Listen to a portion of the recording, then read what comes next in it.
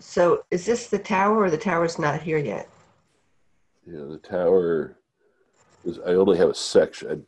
I obviously have drawings elsewhere, but this is a section of how the tower was added. So the green part right here, that's the main building. And the tower, was added on at the entryway. So it's in front of the it's in front of the entryway? Yep, It yep. becomes the entryway? Yeah, it becomes, I mean, it is the entryway at this point. Let's see, we go back to, you can see how Uh-huh. at the lowest level, you come in under it and you're in a covered space. The front door is right there, the Okay. original front door. This is that office space right here. And this is basically a gazebo. Those are just shutters. So you can go up there and open the shutters on all four sides. And there's a bell in there. And just hang out like a outdoor gazebo.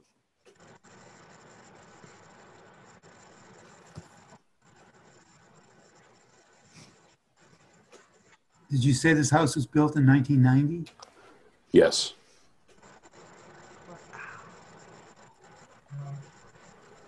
We're still using a pencil at that point. Do you think now, with the advance in modular, that you'd have better reception to have it done with the manufacturer? I think so. For example, preferred building systems down in Claremont, they're really flexible. I can't imagine they wouldn't do this. Maybe they existed at the time. I don't think they did, but I didn't know about them. So.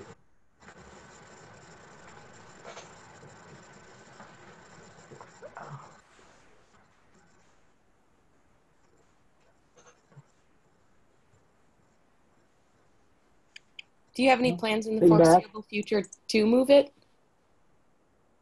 As I said right in the beginning, that there were kind of two almost contradictory things that I set out to do. One is to make it movable, and the other was to make it high enough quality so I could feel comfortable adding to it. We've added so much to the building at this point that is not movable that I'd have to strip all that stuff off in order to move it. So it probably at this point is unlikely that I will move it, but it is possible to do it if I stripped off all the, like the tower. I'd have to strip that off. The barn that's out here, the hay barn over here, that big room out back over here would all have to go. Did you build the guest house with the same kind of approach of turning it into modular? Yeah, the guest house is not movable. It's 16 feet wide instead of 14 feet wide. So it's still a modest size. It's a 700 square foot building, which is, and we built it as a, where is that thing? As basically a guest house for my parents. It's a one bedroom, kitchen, living room. And it works really nicely with the connection with the deck. It feels private because all the windows are facing south, which is to our left, instead of facing north back into the main building. So you're not staring at each other through the windows.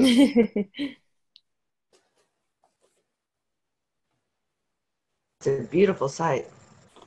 It is. It's a spectacular site.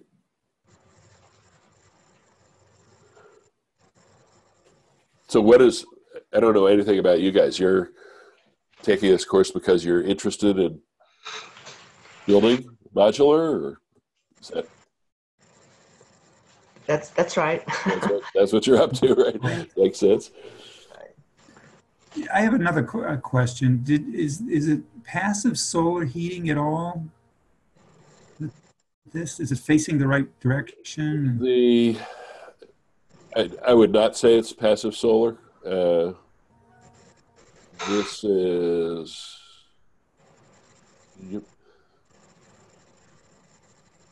So this facade here is south facing. Okay. The narrow aspect of the building is south Right. facing. Right.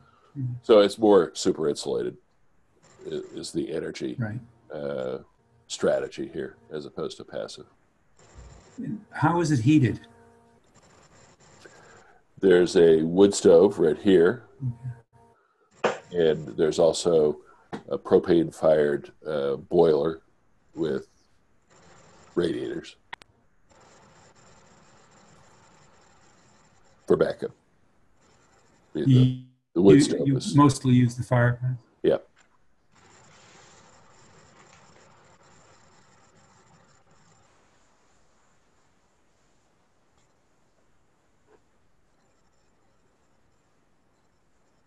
It looks beautiful. Hey, Matt, Yeah. can you hear me?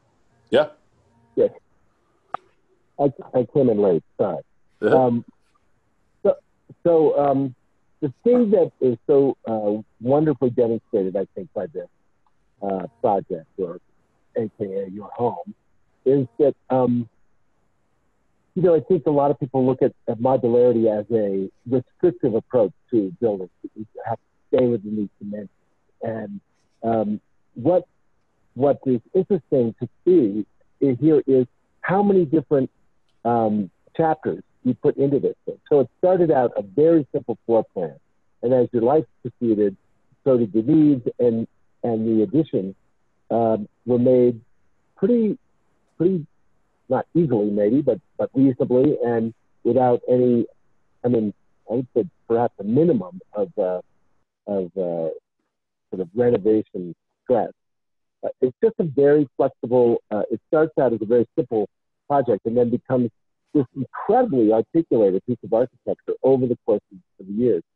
I just wanted to point that out because I think for a lot of people, they love prefab, but they think somehow they have to give up some degree of flexibility, or it has to be it just look like a box. And this is a great demonstration of how wonderfully expressive modular construction can be. It's really great. Yeah. Yeah, no, you're right. I mean, I don't know when you came in, but that really was one of the precepts that we started with, make it double high so you could have cascading roofs, you could have additions coming off of it, and to make it of high enough quality so you felt like you felt good about adding to it, investing more into it, both of which you can do with modular. Yeah, I think it's a great strategy. The other thing that runs through a lot of the game plans for students who are considering modular is restricted budgets. They go, well, maybe I can get more buildings per dollar. This approach, and you can, but also you can take your money and stretch it out over time and add saddlebags and buildings and towers and whatnot, and come up with a wonderful piece of architecture. You should never feel the same. Right. This is such a great demonstration of that. This building in 1990, the core building cost $70,000. Of course, it would cost a lot more now, but that's what it cost 27 years ago. So, do you have any guess of what square foot cost is averaged over the whole thing? No. And, I mean, no, it's the reason. Yeah, that's the reasonable response. Yeah, I mean, I did a lot of the work myself, so who knows? Right. Really, what it cost. But I kept careful track of the original core building. The cruciform core building. That was 70,000. Yeah. It's about 1,400 square feet, the two floors together. Right. With the room and the tower added out back, it's a little over 2,000 now. One of the things, modular does not necessarily mean small, but that is one of the things that I was trying to do here. The house that I moved from was this gigantic house, lovely place. We really liked it down in the village. that was large for various reasons. It was originally going to be a duplex, turned out not to be. But my goal was to get the same program into something of about a third the size. And it's actually harder, I think, to design a small house than a large house, because, if you build something large enough, well, obviously you're going to be able to use it somehow. But as you really reduce the square footage, you have to think exactly about, okay, where exactly is the furniture going to go, and how do I move around this space, and is it still comfortable to do? And we've been very pleasantly surprised by how flexible the interior of this thing is. We've used pretty much every room in this house for some different function throughout its life, maybe 2 or 3 times.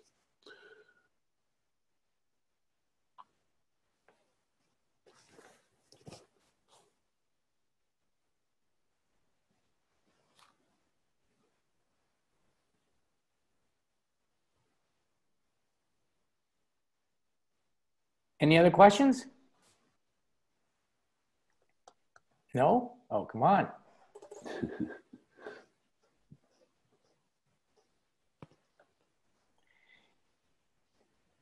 Well, Matt, thanks. That door, the front door, Yep.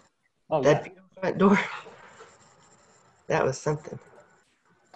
Yeah, Yeah. a friend of ours named John Barkhausen made it. I designed it so that there's some windows at the bottom for the dogs and the cats to be able to see who's at the door. And It's gorgeous. he did a really nice job on it. As a door knocker that we got in Malta when I was a kid. My father was in the Foreign Service. It's a Maltese porpoise. I try to stay away from the Maltese falcons. That's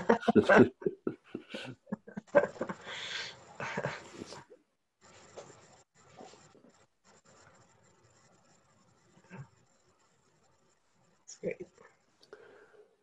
So, Gio, how long is this course? What do you guys do? What do we do? Yeah, I mean, Well, what's the... well, now that you presented, we look at what everybody else has done, and we invite you to take part in it and give your thoughts. Okay. Let's start off. First person on my screen here is Ron. Ron, what do you have for us?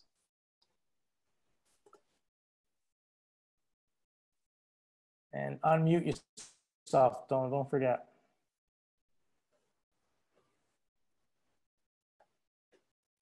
He's still looking. Oh, jeez. Ron, don't forget to unmute yourself. Unmute. Yep. Sorry. Yeah, I wasn't able to. I've been working on still my bubble diagrams, and I tried some, and I pretty much settled on a couple of them, or one. And I tried SketchUp, and I'm still learning it, and that's taken quite a while. I wasn't, but I would like to get some input as far as how you start the SketchUp. I was able to do the modules, the 50 feet by 14 feet, but don't know quite how to do the interior space with that, as far as how you work with SketchUp to put in walls and kind of and that kind of thing. Or do you do most of that freehand, just freehand, and then put the final thing in SketchUp? Just kind of wondering. Or do you work pretty much entirely with SketchUp? You can do the whole everything with SketchUp. You can do the inside. You can do the out. You could, as well as, yeah. You're not just drawing the form. You could actually go inside and create your rooms. So I mean, there are YouTube videos you could watch. The other thing which we could do is if you let me know when you've got some time, I can show you how it can be done pretty quick, so that you can quickly get an understanding of it. Yeah, we may do that then in these 3 weeks that we're off. Get a little head start on that. But I am going through the tutorials on the SketchUp website, and they're helpful, but it's kind of slow going. I got an idea of how the thing in my mind how it should stack up, and I'd like to to see how it actually works out on SketchUp and see how it looks. But well, the other thing you can do is if you're doing everything by hand, I mean, until you get comfortable with SketchUp, I mean, you whatever you draw, you can scan, and then you can, you scan it, turn it into a PDF or even a bitmap, and you can, show it to us on your screen when you share your screen. Yeah. Yeah, I did that last time, and I didn't get a chance to scan these the latest bubble maps, right? Bubble diagrams. Okay. Well, for next time, if you don't get a chance to show anything on SketchUp, then try and get things scanned, so this way you can we can give you some feedback. All right. Yeah. Okay. And I think I'll set something up with you to get a little more, get a little help with the SketchUp to get started. Okay. All right. Carol, what do you have for us? There. And you're gonna have. Well, I tried putting on a roof. It was a disaster, but I'll Show us what you have. let's see. I do this, and then shoot. How do I think I clicked on the wrong thing. Hold on. Can you see my screen or not? Yep. Oh, okay. Okay. So I this was my bubbles, and then I went on to put on some walls. But I think I need to go back and fine tune my floor plan. I think I'm just charging ahead without, because I'm gonna have to go back and change stuff. So I don't know. So I put on some walls, and then as you can see, I decided the gable look would, the roof that way would look better facing the road. But then after seeing your house, like, that was brilliant. I think, but anyway, so here's the, I'm gonna have to move this out of my way. Here we go. So I got 2/3 of the roof. But it just took forever. It wouldn't turn solid. Ugh. Anyway, so then this is looking at it from the back. Again, I only got 2/3 of it done before I decided. So it's just all chopped up. The overhang's crazy. And then this is the front, which is of course just looking flat. So we live in a ranch, so I didn't want just kind of like this all the way across. But now that I saw your house, that's exactly what I need to do, because the other problem with this is we're looking at the north face. The front of the road is the north face, and the back is the south. So for solar, this end kind of roof is way better than this for facing south. So I think if I try what you're doing with your house, the 3 separate sections of the roof to break it up so it doesn't, anyway, I think I'll try that next with my roof. So, and like I said, this doesn't turn solid. I haven't been able to join with SketchUp. These little pieces, if I erase them, parts of the roof just disappear. Anyway, I just have to go back and start over with the roof. So, it was a learning experience. That was me. Okay. You're doing well. So yeah, I need to fine tune I really need to like make up furniture. These may be bigger than they need to be. I really need to fine tune my. I think that's a key. Okay. Putting furniture in really helps to figure out Right. what scale of the space is. Yeah. Yeah. So these are 15. These are my modules here.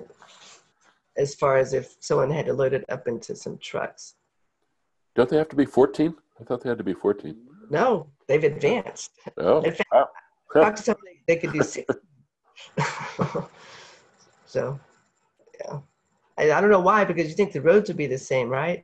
Right, yeah. But so I don't know how they've done that, but so that's changed. And then I called a couple places. Well, some just haven't gotten back to me, but, and then a place called, I'm here in Texas, so there just are not a lot of modular panel places that I've found. There's one called Panel Home Kits, which looked like, it was just like open panels, like stick-built panels, and they would just ship them to you, but not really energy efficient. And a couple places I haven't heard back from. There's one called, I was pronouncing it Go Home and Go Logic, but it's G-O Logic and G-O Home. It looks promising, but they're up in Maine, but they do turnkey panels, so I could be as custom as I liked. But I haven't heard back from them. Then I found a couple places, they were just so outrageously expensive. There's a place called Eco Core that looked really nice. It was more than $200 a square foot, and that was just for the shell. Nothing in the interior whatsoever at all. No Wow. walls, sheetrock, floors, cabinets, anything. Huh. So more than 200 square foot for this shell. So Carol, and actually for everybody, when this is first of all great. That's fabulous shopping. That's fabulous to see. One of the things I always ask these people as I'm shopping around is, are you a factory or are you a dealership? Because sometimes you end up with and frequently those higher square foot prices are a giveaway that it's a dealership, it's a middleman. But still it's good that sometimes you can get the dealer to divulge who they get their boxes built by.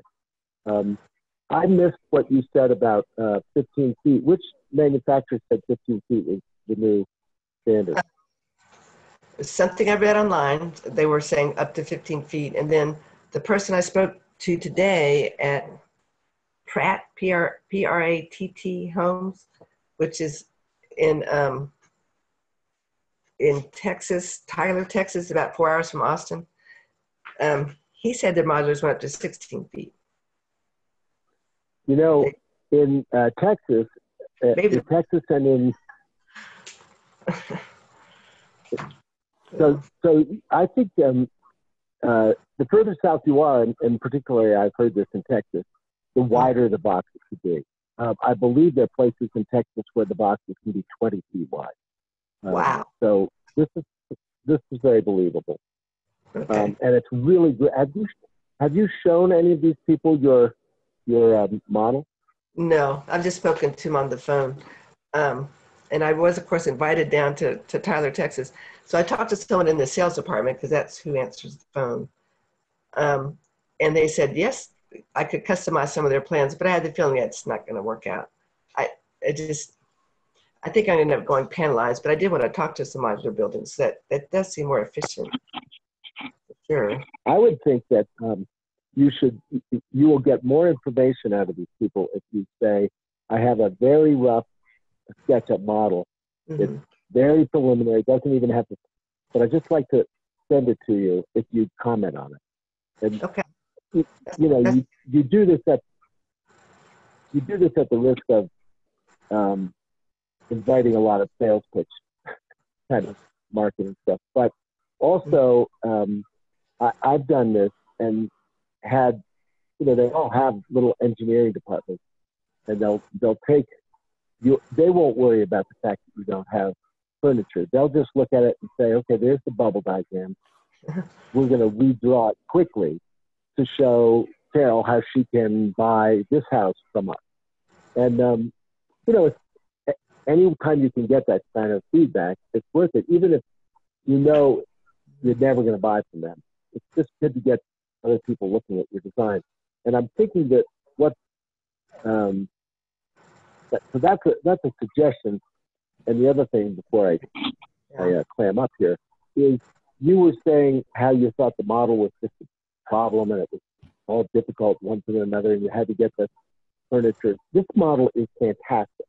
This is a total working model, and it's not meant to be a finished model. It's meant to be something that you can really hook around with. And it's great. It's exactly what you've done. It's just wonderful. Good. So yeah, keep up good. the good work. I'm not supposed to be considering a finished model because that's good. That was, which I think I'm spinning my wheels working on the roof because other than I guess it is now, I found out it doesn't really look, it's not really gonna, I do want to kind of see how it's gonna look on the outside and it's, right. And then I realized, but the solar orientation is different. So yeah. So yeah, okay, I'll consider a working model and try not to make myself go crazy. The guy I spoke to on the phone from Pratt Homes, the one thing I did like is they were turnkey. They did, I have to have a, what did he call it? A certified modular foundation contractor put the foundation, and then they do everything else. They send the crew. It's totally, by the time they get done, you can move into it. I mean, it's really finished on the inside. So that was nice. He was concerned with the slope. He wanted me to tell him how steep the slope was, and I told him I have to find my survey, which I haven't done yet, to tell him that. So John and Gio, what do you think about marrying those two pieces in the family room? It seems like I mean, if there's one thing that I imagine they're going to suggest is that there needs to be more bearing, or need to be more bearing points along that expanse. Right. I assumed they would ship it with something there and then take it out.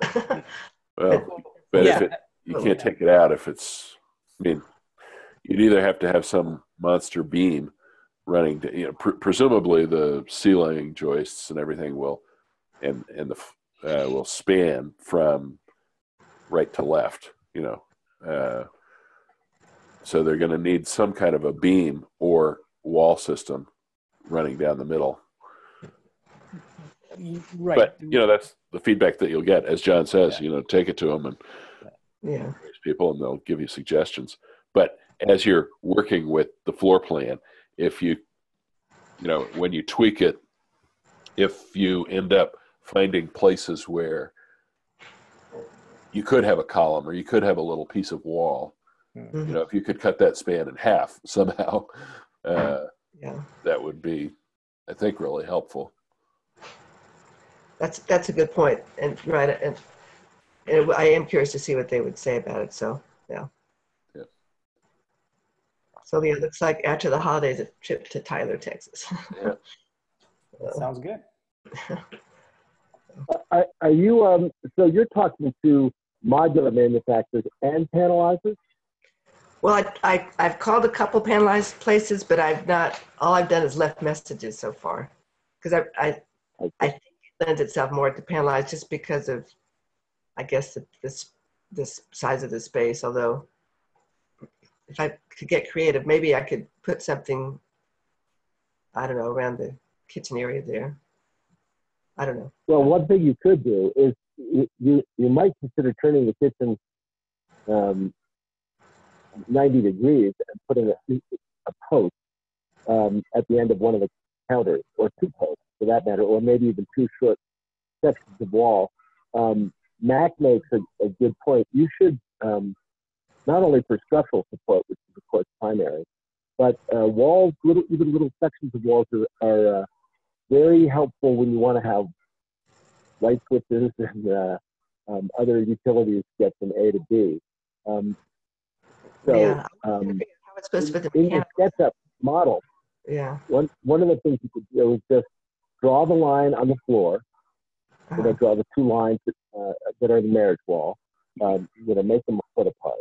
Then pull that up to the 8 foot height, and then start cutting out as much of it as you can, but leaving as much of it as you can, because that is the marriage wall, and that is, that's one whole. If you think of your design, looking up above where there are the two 15-foot module designations, so we can imagine on the left side of the kitchen there would be a wall between the kitchen and the library, so that would be one side of that box. Right. But on the family room side, yeah, right. But on the family room side, that's the problem. You have no walls. Yeah. So what would happen is they couldn't actually make that box sit down the road. They'd put in a false wall there and then take it out. But then the assumption is that your roof trusses will clear stand from the two walls. It's quite doable, but just as I guess what I would do is put in the fewest posts you can along that marriage. Yes, right there. Just think about as few as you could put in there before you start sending it off to manufacturers, just so they know that right. that this is required.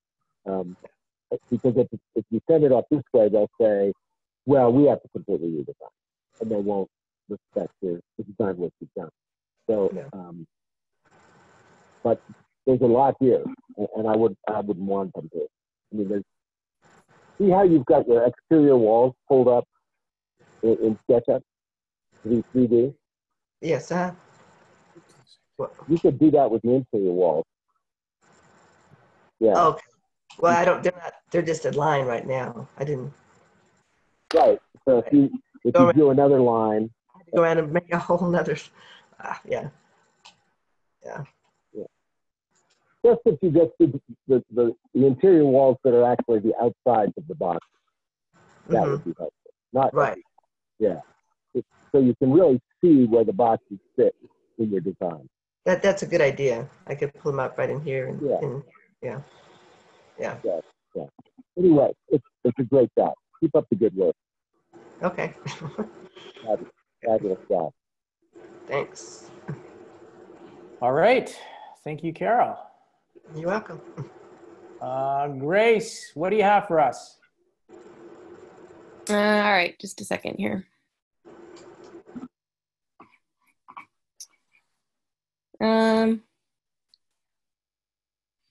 Carol, can you unshare your screen? Or whoever is sharing? I think I can't share unless somebody unshared. Hold on. It's okay. Up share. There we go.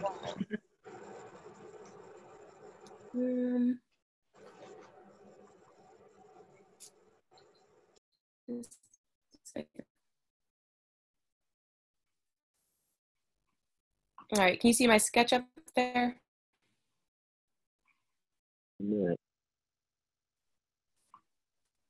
Uh-oh. You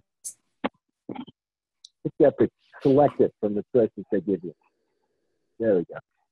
All right. I can take gotta get these, okay. Take the roof off here. So, I sort of did a floor plan, and it doesn't look really, you can't really share with it. But it's kind of a mess here with all these measurements, but I stuck with the same main idea of what I was working with last week, but made it a little bit bigger. I stretched these closer to 50 feet long before they were a little bit shorter. But still the same idea, and I got around to adding interior walls and stuff and such. And I guess some of the questions I have, let me see here. I have some questions written down. So what kind of a big thing that came up was that so I have this roof that's the front here is about 10 feet, and I don't know if the 10 feet, I know that's usually kind of the max, if that needs to include the roof. I've seen pictures of the roofs where they lift them up, but I think I need to see videos because I can't really fully picture how that all works. So I don't know if this would put it over the top. So with the roof, I don't know, I think I included that about 8 inches, and then that's a full 10 feet. So I don't know if that would actually work. But anyways, a big thing that came up was that this is all downhill coming from the back of the house. So I think that I'm going to have a big drainage issue with rainwater. So I think some serious grading with the landscaper or with somebody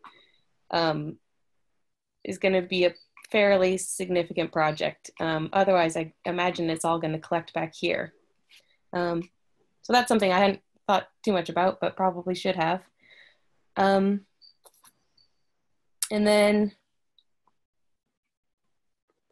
I guess one question I have is there really any benefit in representing a basement in a SketchUp model, or is that sort of Only if the basement is going to be, you're going to have living areas in the basement? I don't think so. I mean, maybe that would be something, a project for, I don't know. Yeah, I don't think so. Mostly just so I don't have to include a lot space in this for utility related things. Although you have to put a stair in there someplace. Oh, yeah. Good point. Right. They take up a lot of space. It's surprising. Okay. Yeah. Okay. So that's something I need to think about. Whether, yeah, something to think about. And then, and just, go ahead. Just to say one thing regarding, you had mentioned something about utility. You know, for those that will not have a basement or any sort of crawl space, or even if you do have a crawl space, you on your plan, if you're not going to be putting your mechanicals in the basement where they usually sometimes go, most of the time, then you should have a room or a space, a closet, or a big enough closet for your mechanicals. So you should think about that. Yeah. Okay. So yeah, that's definitely something I need to think about. And then I guess I have questions about, in terms of working from here. One thing I've thought a little bit about is what sort of flexibility you have with working with a modular building company in terms of, I mean, finishes, but also just like in building entire kitchens or bathrooms or something. And that's, if that's something that you're comfortable building yourself, I mean, are there significant savings to be had there, or is that, yeah, I don't know. I think it depends on the manufacturer. You know, as I was describing earlier, at least 25 years ago, when I asked the manufacturer, okay, what would I save by eliminating the kitchen or eliminating the trim or whatever, I got minuscule credits. Yeah. So it wasn't worth it. But, interesting. You know, that may be just that manufacturer. Yeah. In terms of finishes like that, I mean, for instance, say you wanted custom cabinets in your kitchen or something, can you just drop those off at the factory and they'll put them in there for you, or?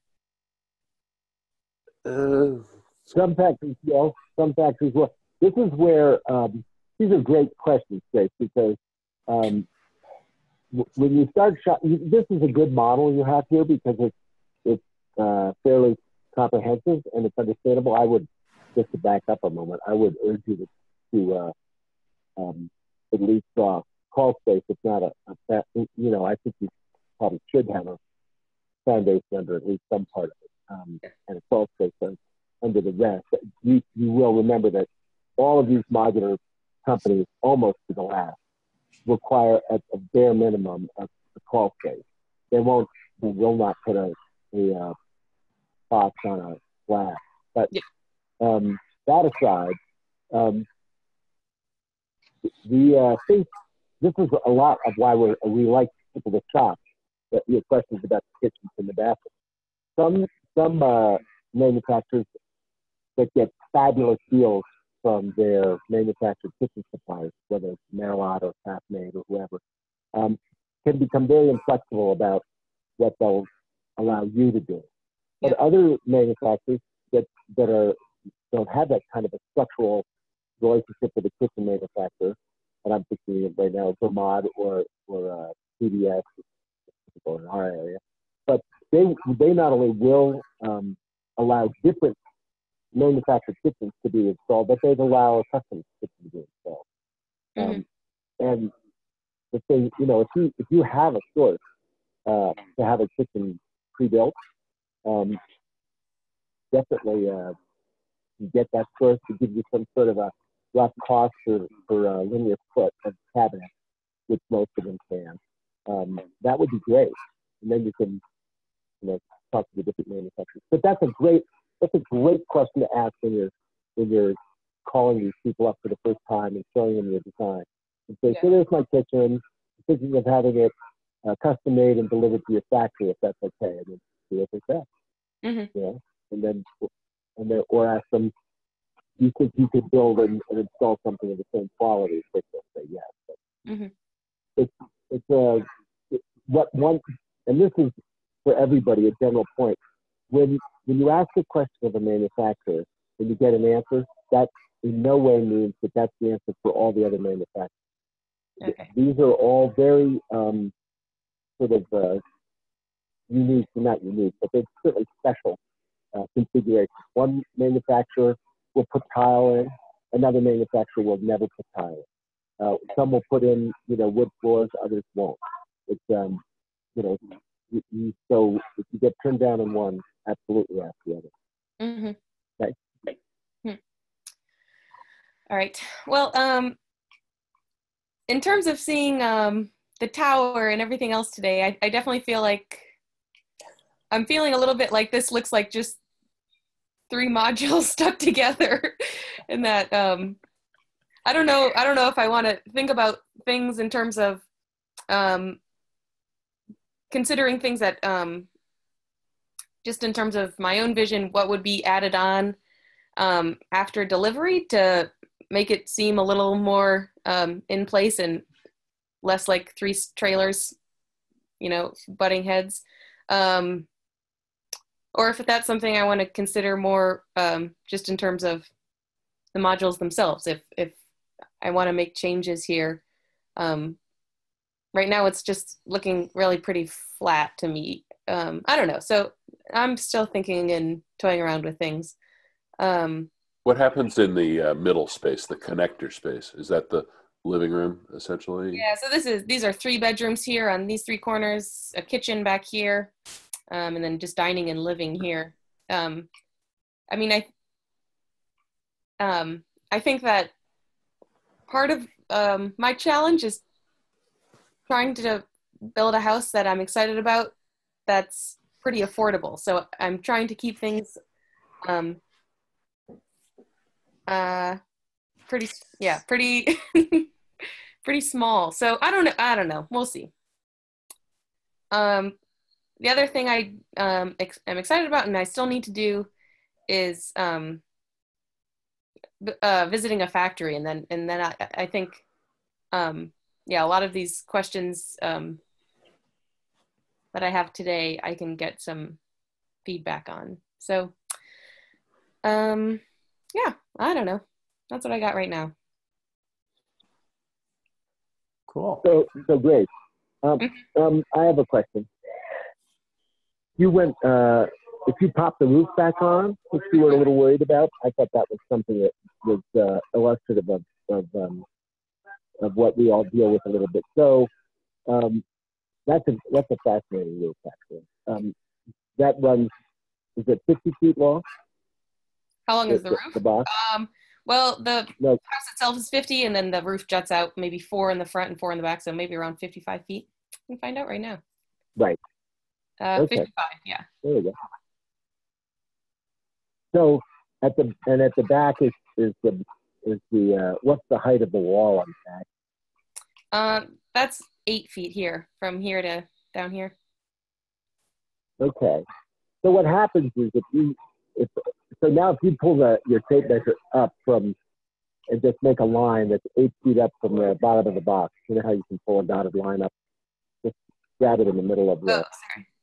From here yeah, up. yeah, right. There you go. Yeah, up to 8 feet. Okay, now go look at your front. Okay, so what they would say here is, well, that's not going to go down the highway. So then you would be faced with the option of cutting it at that 8 foot, or possibly the 9 foot. But I think that's the point.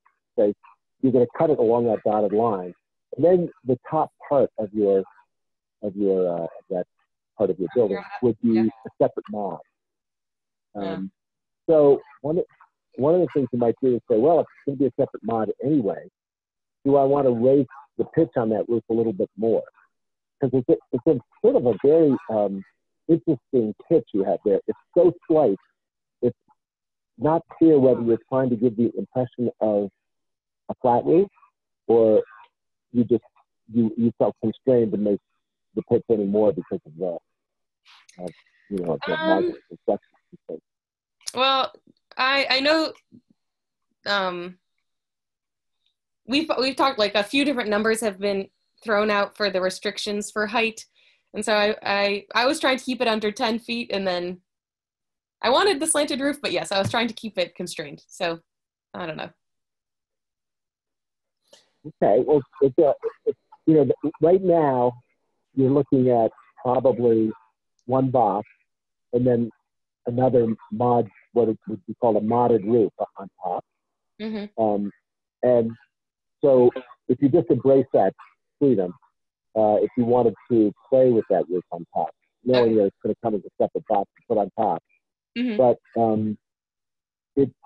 so that's good from the sculptural exterior point of view. That's a nice thing to know.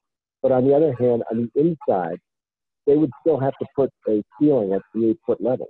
So if you wanted to get that additional height all the way up to the sloped roof on the inside, you'd have to take out the temporary ceiling.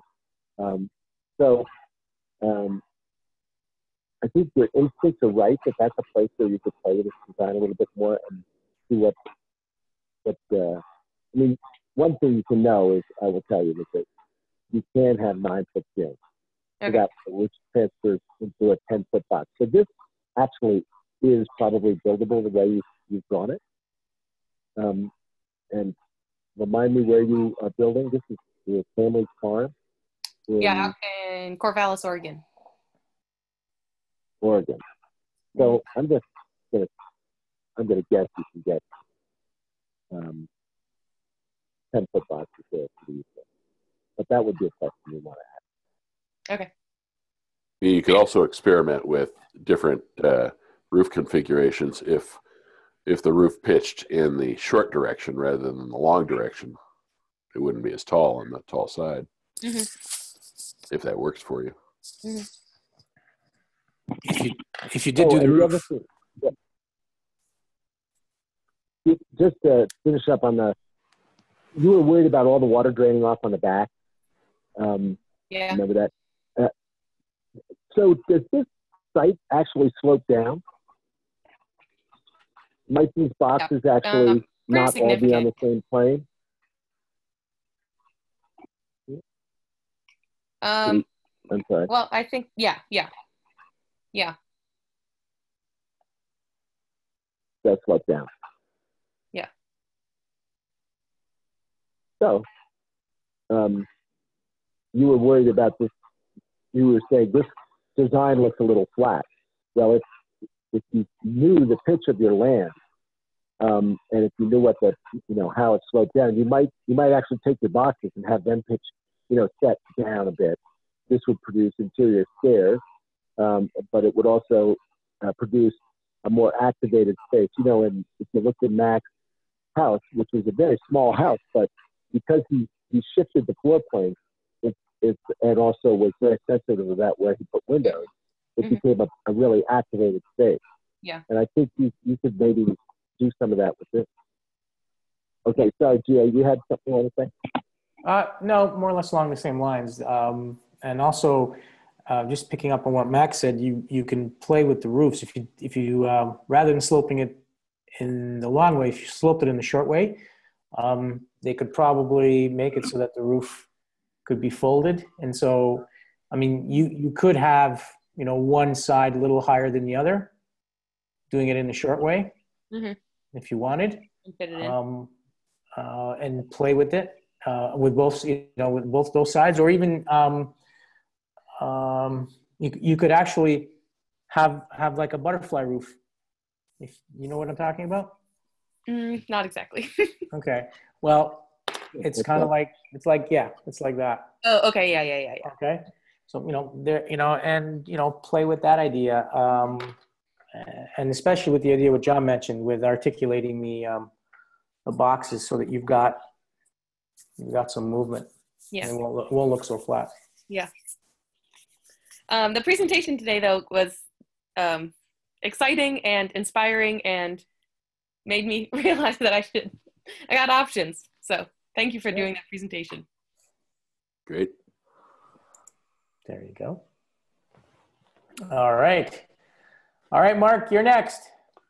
Show us what you've got. What would you like me to show you first? The box design, the modular boxes? Where did we leave off with you last week? You showed us your site, correct? I showed you the site, but I didn't show you anything else. All right, so show us your boxes. Show us what you've got, to what point you've arrived. All right, this is, you'll see in the next drawing. By the way, I've been having tremendous trouble with AutoCAD too. And you know, this is a comment to Ron. I spent a couple of sessions with Geo, and it was tremendously helpful. So anyway, this is the box's design. You can sort of see that, you know, I can pull one out here. And I shouldn't have done it there, but likewise, this one comes out. You know, so it's basically, this part of the main house is 4 boxes, 2 on the ground floor, 2 on top with a folded roofs, and then this is a 5th module with a fold down shed roof. Let me see if I can show you the house. All right. Can everybody see the house now? No, you're probably gonna. I'm gonna have to share and unshare them. Yeah, give that a shot.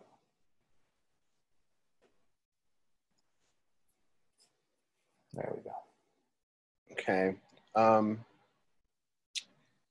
So, you know, this, I spent kind of most of 2 days on this, and just to be clear, that was a day and 7 hours of starting and throwing away what I had done, and then kind of rushing through with this part of it.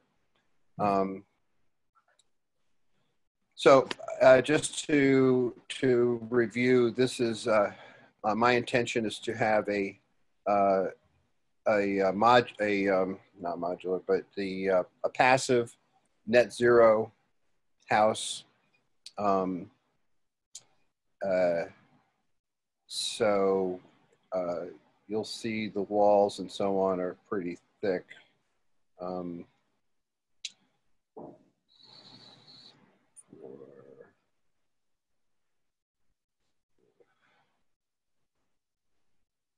So this is the first floor. Something got missing here. After I had spent some time with Geo, he suggested some changes, and I started to make the changes, and I managed to undo some things, but not to replace them.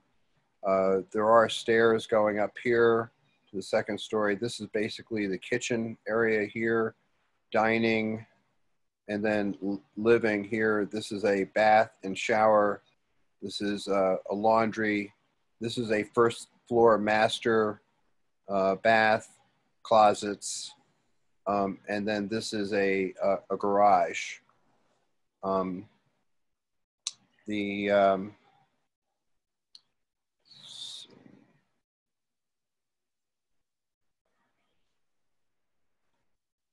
this is the second floor where you can see the stairs coming up. This is a bath here and a hot tub room, bedroom, and this is kind of what I call like a get away from it all space. If there's, you know, people in the living room and so on, I just want to have some place to meditate or whatever, read a book. And then this is over the garage. This is a one bedroom apartment over the garage. It's entered from the side of the house here. You come up the stairs. This is a bath here and bedroom, and then the kitchen would be along this side. By the way, south is facing down. So when I did this, I was thinking that I was really not inclined to go modular. I was more inclined to go panelized. That said, and so there's a couple of things in heights and so on that do not fit the parameters of a modular home the way I have it drawn right now. I plan to redraw it so that it is actually a modular capable house, and so that I can really explore that as a possibility. And that's about it.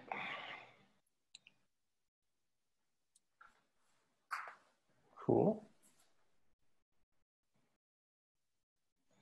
John, by the way, this roof pitch as per you is 43 degrees.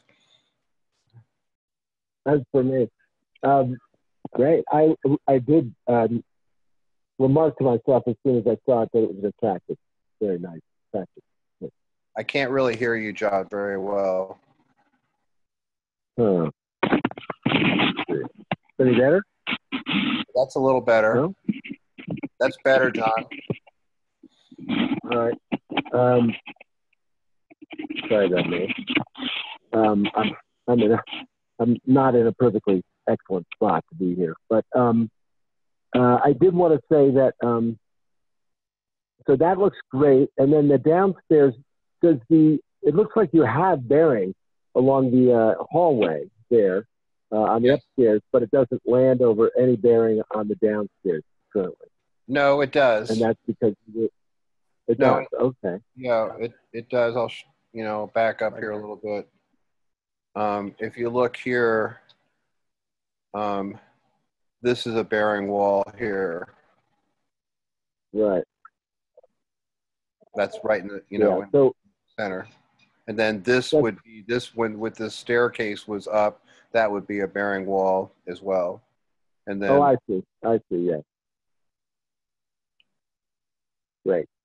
Okay. Well, yeah, I think you should pursue this as a modular design. I think it's got potential there. Very much so. And also, it's, as with some of the others we've seen, it is almost far enough along so you're going to get the most amount of information about how to deliver it by actually putting this model in the hands of some of the people you're shopping, some of the factories. I think you would want to go strong on emphasize as you talk to these factories that you're looking for a net zero passive home, and then see what the feedback is. Yeah, I think the first people I'm going to talk to is Vermod. Yeah, I think that's a good idea, and also PBS. They're both energy conscious players. Yeah, I visited PBS 3 years ago. While I was relatively thought that their quality was pretty good, they were. I thought, although the end product was pretty nice, their passive house, but their wall system was so complicated, and I guess because it kind of broke, it slowed down their production line, that their passive house ended up being at least 50% more expensive than just their high performance home. I think they've worked on it since their first pass quite a bit. We took a tour through there not too long ago, and they had come up with a slightly different wall assembly. But at least they're thinking that way. So that's what's great is when you go to a factory and they say, well, we could do it this way. We like to do it this other way, but you get the same thermal performance. Much better than when you go to a factory and you say, well, I'd like to have a R40 wall, and they say, well, we have an R30 wall, and that's as good as it's going to get. Then you know something about that manufacturer. So, but you do definitely, as with Carol and Grace, you have enough here to start showing them, a little bit apologetically. Say, I'm still in the middle of the process, so I recognize that there's a lot of stuff wrong, but just from the point of view of modular delivery, I'd like to get your feedback on this and what I might expect to, pay per square foot, or, what things you would warn me about. And you get a very good, it's like interviewing builders, interviewing factories. You'll start to get a sense of which ones you like to work with. I think your idea of starting with Vermont and another is a great idea. And you're certainly ready to do it. Well, I talked to the Vermont guys at the Better Buildings by Design convention, 3 years ago, and they're very approachable. They're also probably half the distance to me that PBS is.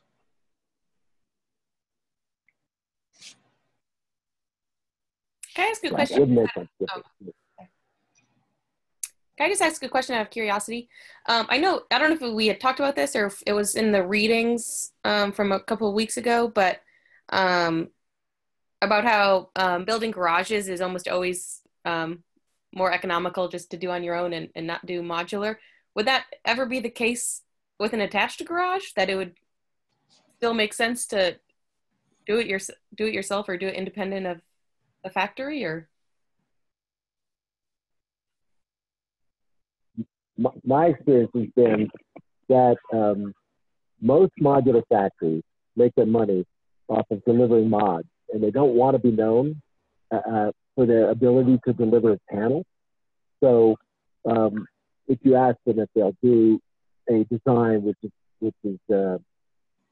quite a bit of panels, they'll say no, you can go to a panel manufacturer.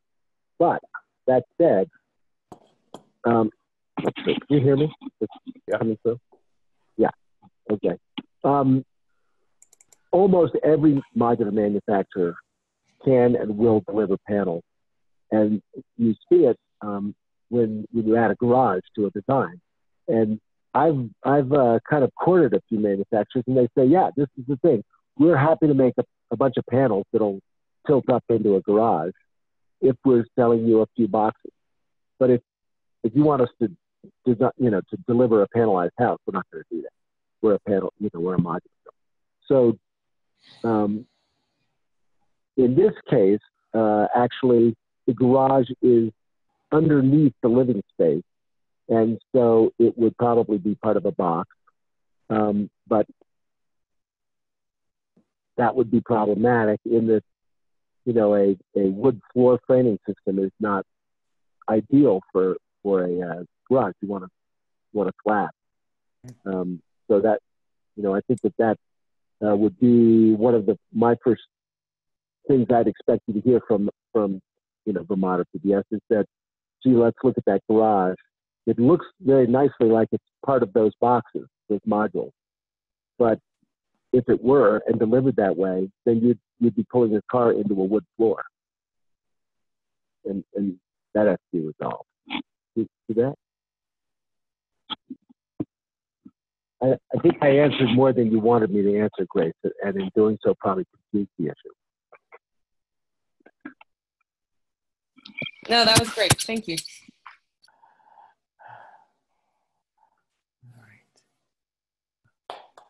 All right.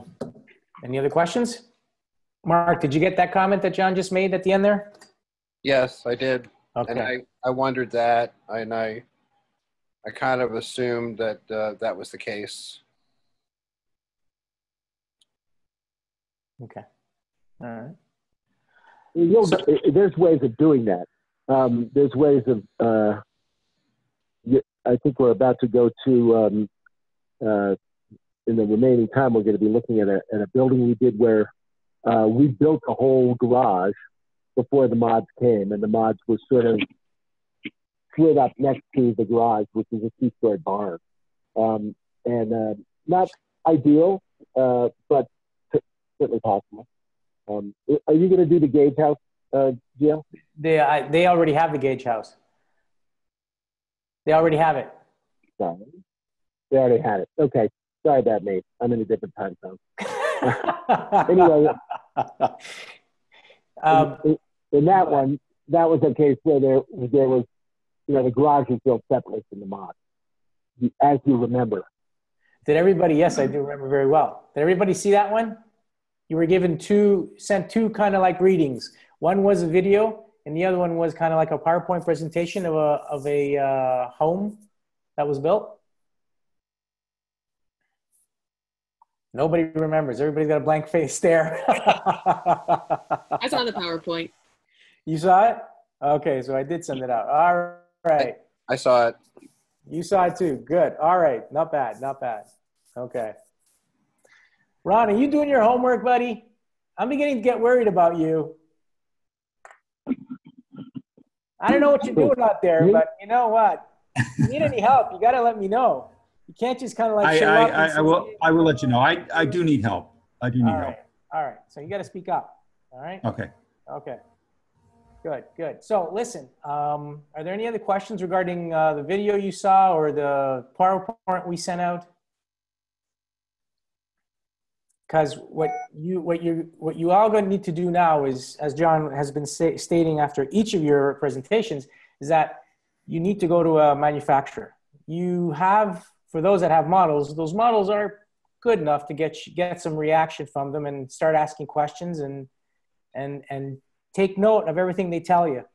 Take your time, write things down, or have them, put things in writing for you so that you can remember. Yeah. And John, anything you want to add? Yeah, I do. Of course, usual. I did. As you go to the manufacturers with your models and your drawings, they are, of course, somewhat rudimentary, and they're also in almost every case. I know you all feel like, gee, I wouldn't want to really build this. I want to work on the furniture. I want to work on the kitchen. There's all sorts of things you'd like to work on. And I can imagine you'll get into these conversations with manufacturers and they'll say, so this is what you're building? And you'll say, well, no, I'm not really, this is just, this is as far as I've gotten. And there's a danger there. I mean, that's honest, and you should say that. But what you want to watch out for is them saying, well, come back when you've got your design finished. The whole point is, so what you say to that is, I'm coming to you before the design's finished because I want your input at this critical phase so that I can design in concert with the modular delivery approach. And then, just make sure they don't sort of shuffle you to the side because your drawings aren't done.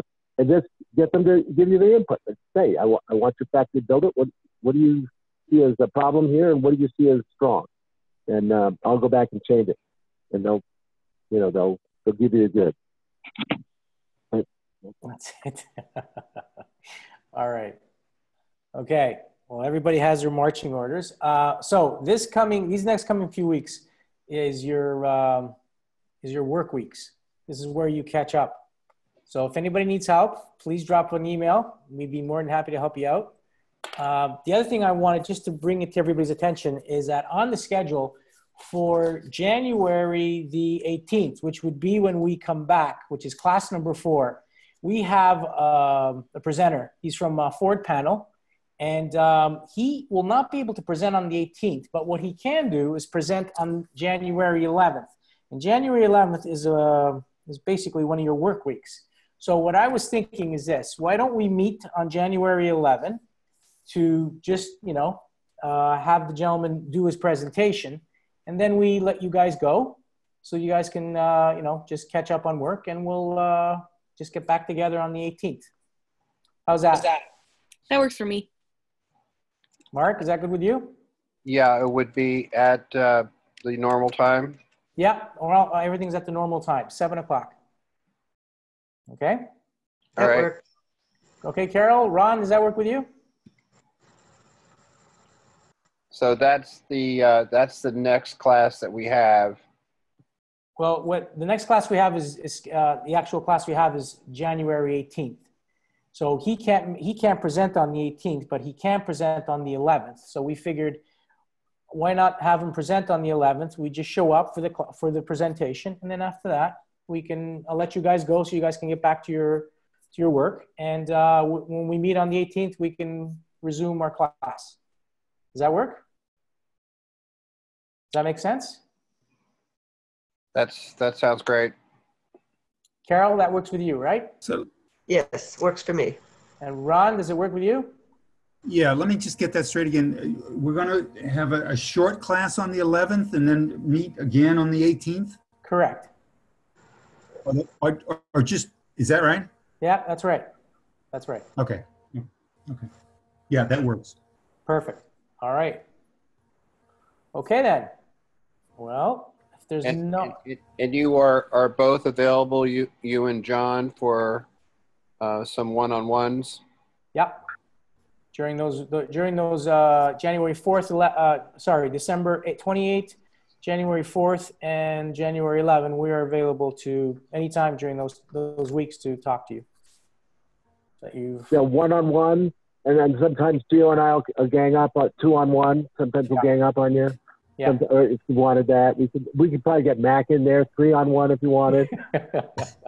Well, So, I can invite some people on my side too, though. Yeah. okay, so 3-on-2, maybe 3-on-3. Look, I have, before we go, I have two things. First of all, I want to really thank Mac for that presentation, and apologize for not being there right at the beginning. That's an incredibly cool presentation, because it just belies everything that people worry about as far as prefab. It just goes to show how that kind of modular thinking can create really wonderful architecture. And to have Mac, thanks, took so much to have just go through all those different. I've actually spent a lot of time mooching off of Mac and spending time in those spaces, and I can tell you that the building lives as well as it looks. It's a really great place. So that's the one thing I wanted to say. The other thing I wanted to say, just because I have a reputation for saying at every class, is you're all in great danger now. Maybe, Ron, you're in a little less danger. But you're all now right at the point where you've put enough work into your design, so they're starting to be real to you. They're starting to be something that's important, and you want them to be as good as possible. And there's a tremendous risk of you spending your allowable time tuning up the design and plan, and not moving it into a three-dimensional prefab energy efficient building. So I'm going to always end these classes reminding you to look at your assignments, keep up with them, use the study break now to really catch up. No excuses on the 18th. No excuses. Okay, we're all good, and that's why Gio and I will be available to be 2 or 3-on-1 to help you out to get there. So. Oh, and I also want to remind everybody that no problem. And I also want to remind everybody that I'll be sending out links to the YouTube recordings of this class, because we're recording every class. So if you want to ever go back and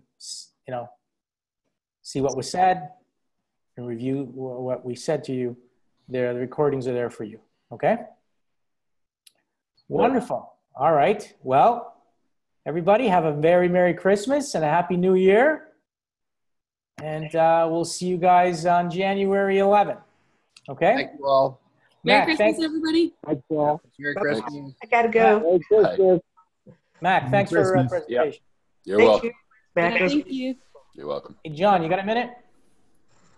No, gotta go. No, Okay. Whoa, he's no, I don't. no, I don't. I have a family right here. They're saying, All come right. on, They're saying, let's come go. on, let's go. Yeah.